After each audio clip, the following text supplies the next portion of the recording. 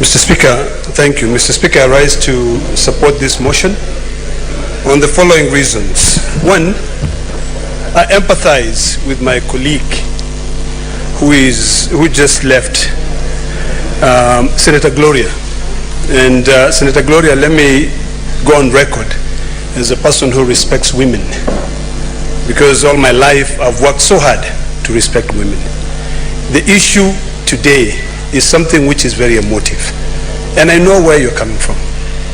But what the Speaker has proposed is for us to consider whether we go the committee way or we go the plenary way. Mr. Speaker, listening to your communication. Okay, please just take your seat, please. Please take your seat. Please take your seat. Senator Lendama, proceed. Thank you, Mr. Speaker. Mr. Speaker, let me reiterate again, and I hope that it can be protected from Mr. Speaker. What is your point of order, Senator? What is your point of order? Mr. Speaker, point of order is a right, it's not a privilege. Standing order number 91. Stop shouting. You are not in Maasai market. Stop looking down at people. Kindly. No. Don't stop shouting at me. You are not in a market. Point of order, Mr. Speaker. Standing order number 91. You are out of order, Senator Chirenge. You have the floor. Address the chair. Mr. Speaker, point of order on 101, contents of the speech and standing order number 1. The Senator of Narok, my good friend, who happens to be the Deputy Minority Leader, should stop engaging a member directly. He should stop, Mr. Speaker. Instead of talking to Gloria directly, he should address Gloria through the chair. And that is what I'm just saying. So, Mr. Speaker, this is not a protest, my brother. Isi maandamano. Mr. Speaker, what I'm saying is that he should engage Senator Gloria through the seat, Mr. Speaker, through your chairmanship. Not assenting, Mr. Speaker. And we need protection. If there are people who want to do maandamano, they can go to Kamukunji. This is a house of rules and regulations. He should just address Senator Gloria through the chair, Mr. Speaker. And therefore is out of order. Very well, Senator Chirenge. Senator Lendama, kindly proceed. Mr. Speaker, I know people are excited to go on holiday, but being cantankerous should not be one of the excitements. Mr. Speaker, earlier on I indicated clearly that I support this motion because this will not be my first impeachment proceeding, or rather removal proceeding, that I participate in. I've sat here and I know the reasons why I was among the people who proposed that we go the committee way. Mr. Speaker, I sat on this very chair when we were removing Governor Mike Sonko. And my colleague who was sitting on the right, the majority leader, said to me, this is a political process. This is not a legal matter. On that day, I was naive.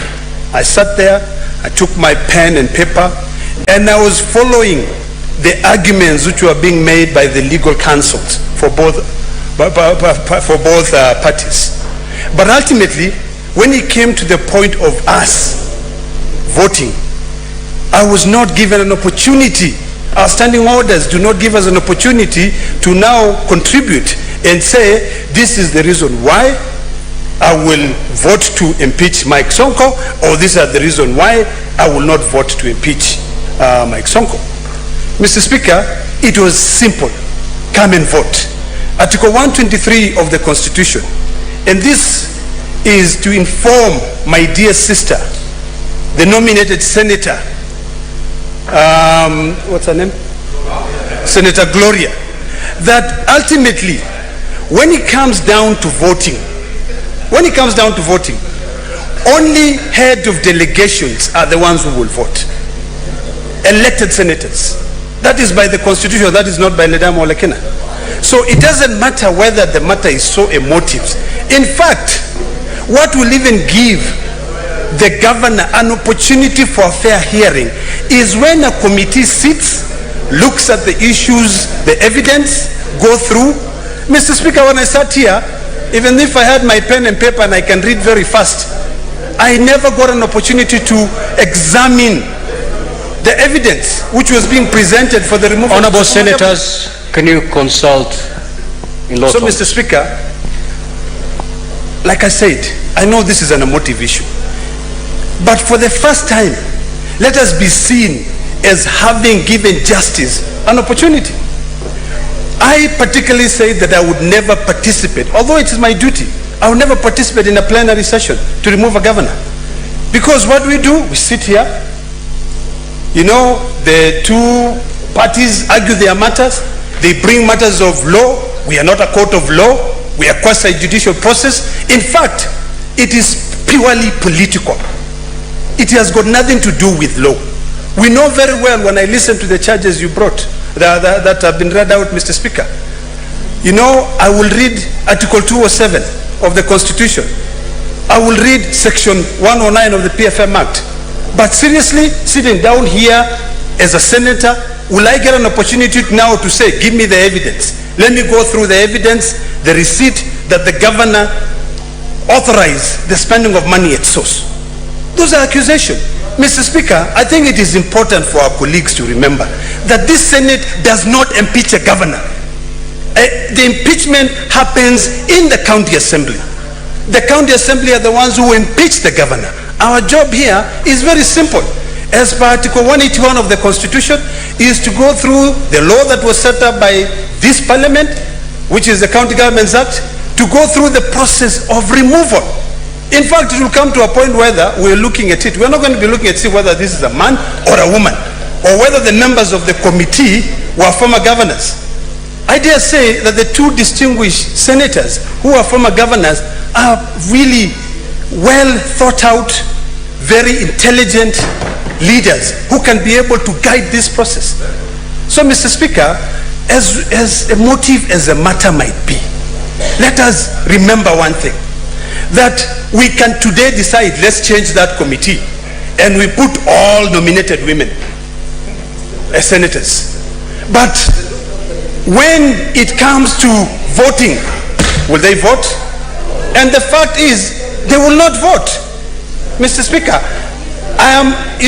we talked about the issue of men versus women. Those are very emotive issues. But when it comes to a process which is clearly defined by the Constitution, the only people who will vote are the leaders of the delegation. And by design, or rather by the way things are in this country, unfortunately, most of the people who are elected as senators are men. It is a very sad situation, but is that something now that we have to go back to the voters and tell them that make sure that tomorrow when there's a woman who wants to become a senator, elect her.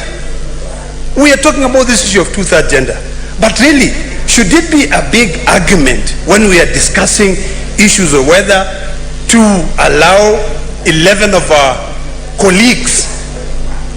You know, Mr. Speaker, the majority leader, when he sits here, is a very intelligent gentleman.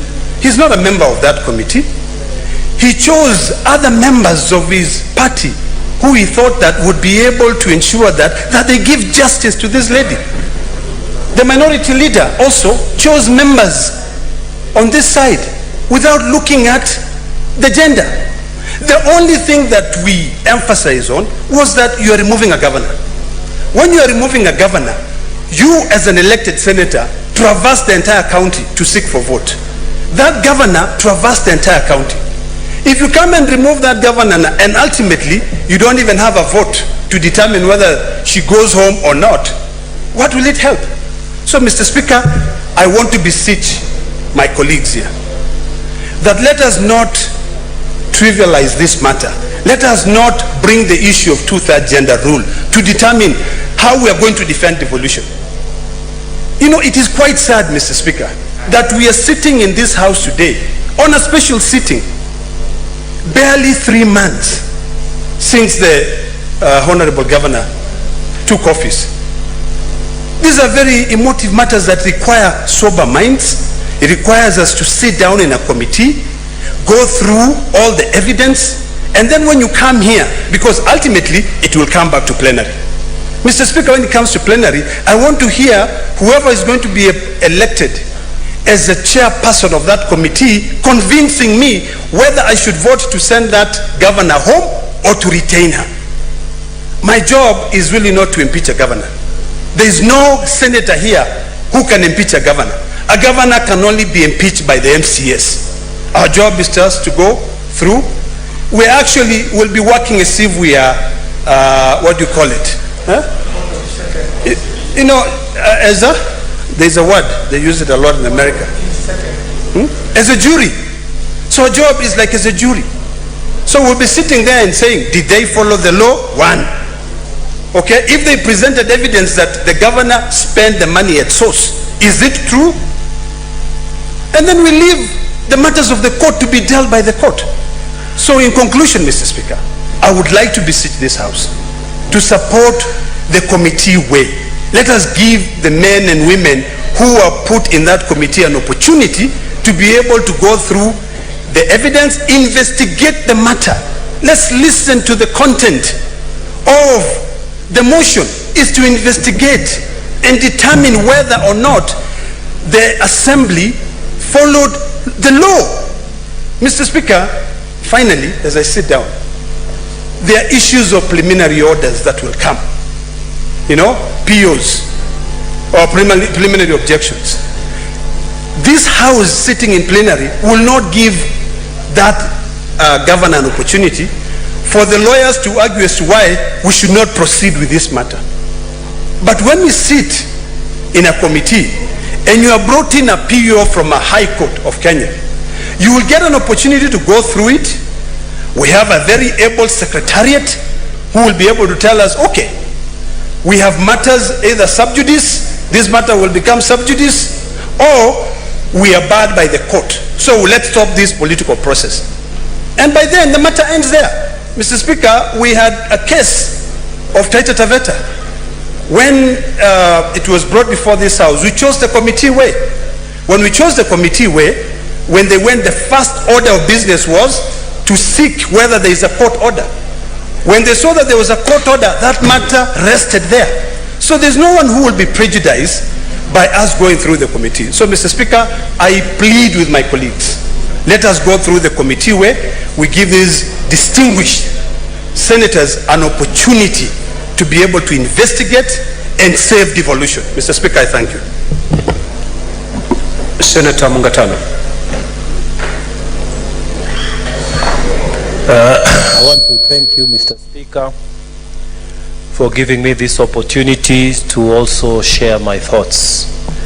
Mr. Speaker, President Woodrow Wilson, the 28th President of the United States, was quoted as saying, when Congress is in plenary, Congress is in exhibition.